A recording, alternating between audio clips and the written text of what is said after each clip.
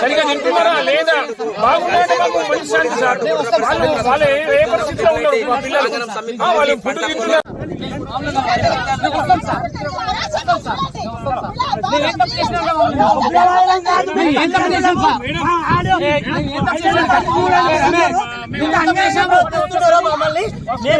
మేమేం అరాచక శక్తులం కాదు, మా దగ్గర ఆయుధాలు లేవు. మేము ఆల్రెడీ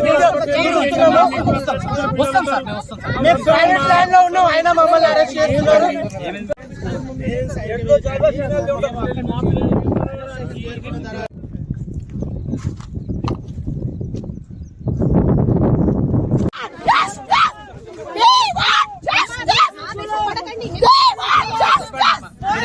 మీరు ఎప్పుడు వచ్చారు?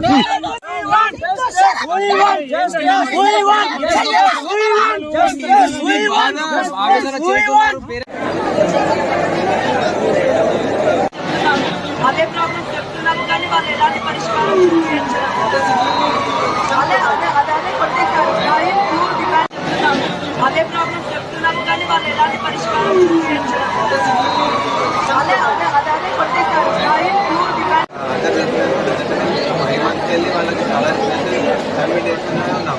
ప్రతిసారి అబ్బాయి హామీలు ఇస్తున్నారు, ఈసారి కూడా అబ్బాయి హామీలు ఇస్తున్నారు. ఏ అధికారి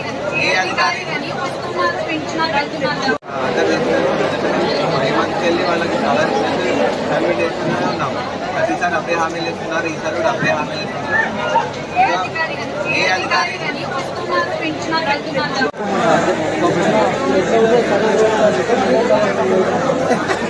మా పాపను చూడడానికి వస్తే నిన్న కూడా నన్ను చూడనివ్వలేదు. తిరిగి నేను ఇంటికి వెళ్ళిపోయాను.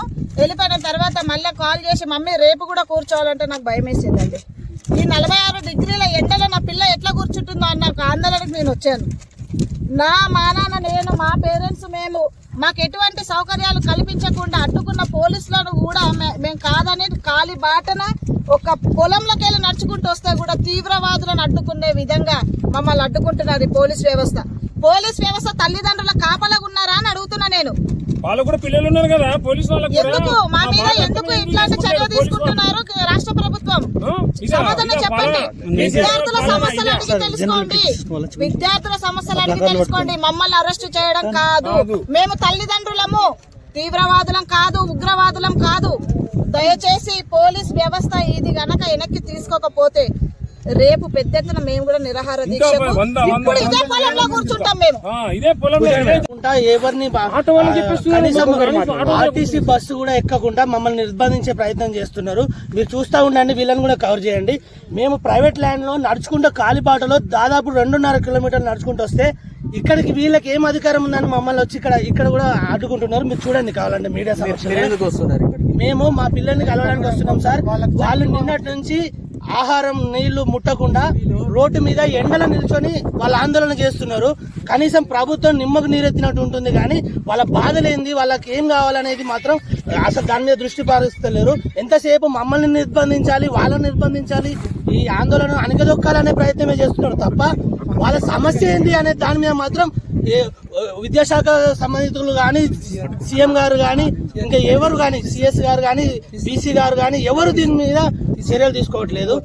మేము మా పిల్లల్ని అసలు వాళ్ళ ఆరోగ్య పరిస్థితి ఏంది, వాళ్ళు నిన్నటి నుంచి అన్నం తినకుండా ఎండలో ఉన్నారు, వాళ్ళ పరిస్థితి ఏందో అని పేరెంట్స్ గా మాకుండే భయం మాకుంటుంది కాబట్టి మేము వాళ్ళని చూద్దామని వెళ్తున్నాము.